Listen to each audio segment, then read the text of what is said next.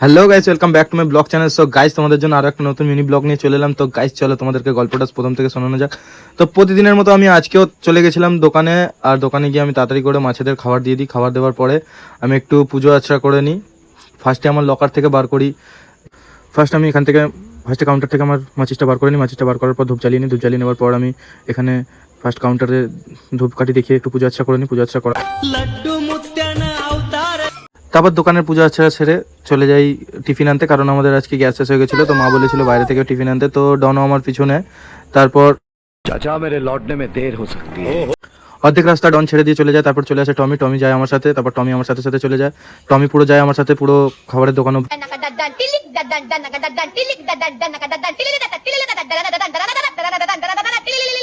Guys आज हम बना रहे हैं ब्लोजॉब। अरे भाई ब्लोजॉब नहीं ब्लॉक होता है। हाँ ठीक। তো গাইস, আমাদের টিফিন নেওয়া ফাইনালি কমপ্লিট হয়ে যায়। তারপরে চলে আসি আমি টমির জন্য বিস্কিট নিয়ে। তারপর বিস্কিট নিয়ে টমি তো দৌড়ে দৌড়ে যায়। টমি আর আমাদের এদিকে আসে না। তো টমিকে বিস্কিট দিই, টমি বিস্কিট খেয়ে নেয়। আর যদিও বা এই বিস্কুট দেওয়া ভালো না, জানি এটা প্রচুরই খারাপ। পেট ফুড দেওয়া ভালো, কিন্তু পেট ফুড আমাদের এখানে অ্যাভেলেবেল ছিল না, যার জন্য বিস্কুট দিয়েছিলাম। তো তারপরে টমিকে বিস্কুট দিয়ে দিই। টমি বেশ ভালো করে খেয়ে নেয়। অনেকদিন পর টমির সাথে দেখা হয়েছিল, তাই টমি অনেকই খুশি হয়েছিল। তারপর টমির বিস্কুট খাওয়া কমপ্লিট হয়ে যাওয়ার পর টমি আমার সাথে চলে আসে। তো টমিকে অর্ধেক রাস্তা তো গাইস, আমি টমি আর ডন সবাই মিলে বাড়ি যাই। তোমরা যেতে চ্যানেলটা লাইক এন্ড সাবস্ক্রাইব করে দাও। দেখা হচ্ছে নেক্সট ভিডিও। Bye bye.